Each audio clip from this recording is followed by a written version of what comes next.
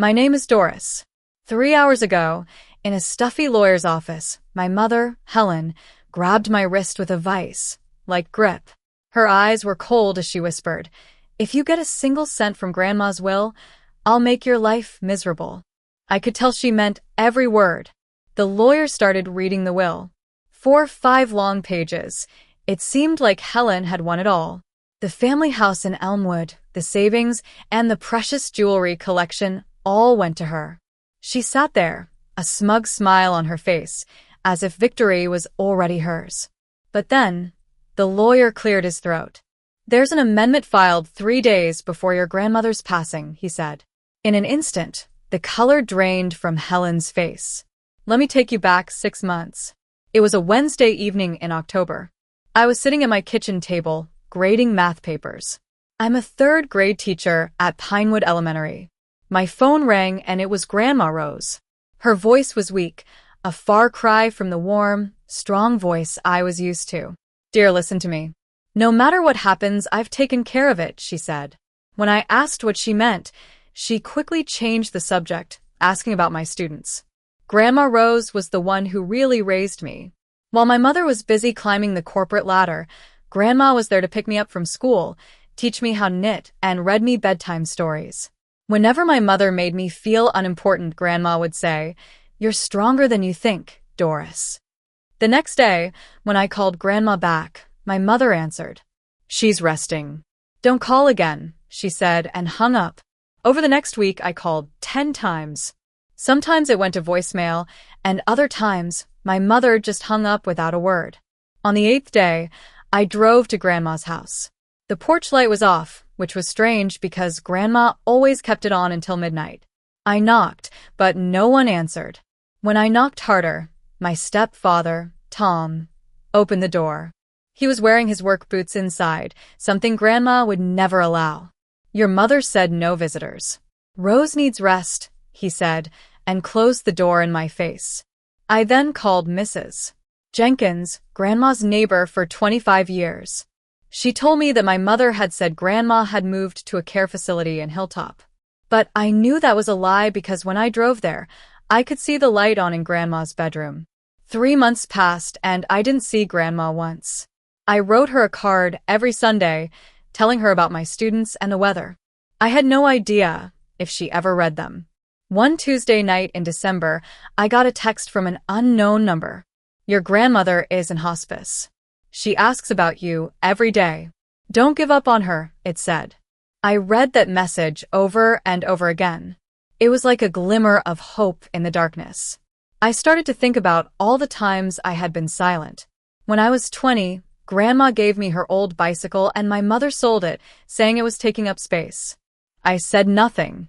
When my mother told her friends I was lazy and ungrateful, I kept quiet. I knew I couldn't stay silent this time. Years ago, Grandma had added me as a secondary contact on her insurance. I called the insurance company, and after an hour on hold, I found out she was at Meadowbrook Hospice. When I got there, they told me my name wasn't on the approved visitor list. My mother had made sure I couldn't see Grandma. I sat in the parking lot, my hands shaking. That's when I saw a woman in scrubs. She looked at me through my windshield, held my gaze for a few seconds, and then got in her car. 2 weeks later, my mother called to tell me Grandma had passed away. Her words were cold and matter of fact. "Funeral's on Saturday. Wear something appropriate," she said. At the funeral, my mother was center stage, pretending to be the grieving, devoted daughter. She told everyone she had been with Grandma every day until the end. I stood in the back, feeling like an outsider. Then, the woman from the parking lot touched my shoulder and said, "She talked about you every day." A week after the funeral, I got an email from the law office of Mr. Thompson about the reading of Grandma's will. My mother called me right away. "Just show up and keep quiet. There's nothing for you," she said. The day of the will reading came. I walked into the conference room. My mother was already there, wearing Grandma's diamond earrings. She gave me a threatening look. The lawyer started reading the original will. Everything went to my mother. She looked at me with a triumphant smile. But then he revealed the amendment. Grandma had set up an irrevocable trust 3 days before her death. The savings, the house, and her 12-volume journal collection were all for me. My mother was in shock. She tried to claim Grandma was too sick to sign, but the lawyer explained that the amendment was witnessed by a licensed nurse and notarized. The nurse, whose name I learned was Lucy, came in and told everyone that Grandma was fully alert when she signed the trust. She also said that Grandma had told her my mother had restricted my visits and pressured her into signing the original will. My mother's lies were finally exposed. She was furious, but there was nothing she could do. The trust was irrevocable. I stood up and said, "I'm going to honor Grandma's decision." She knew who truly loved her. My mother had no answer. After the will reading, the truth spread around town. My mother's reputation was in tatters.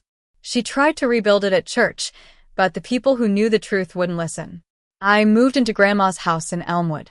It needed some work, but it was full of memories. I used part of the trust to pay off my student loans and set up a savings account. I kept teaching at Pinewood Elementary, and my students didn't know anything had changed. Every evening, I read Grandma's journals. She wrote about her life, her love for me, and her concerns about my mother's selfishness. I realized that Grandma had planned everything to protect me.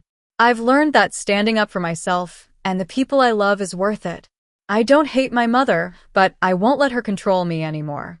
I'm finally standing on solid ground. If this story resonates with you, hit subscribe and share your thoughts in the comments. I'd love to hear your stories of standing up for what's right.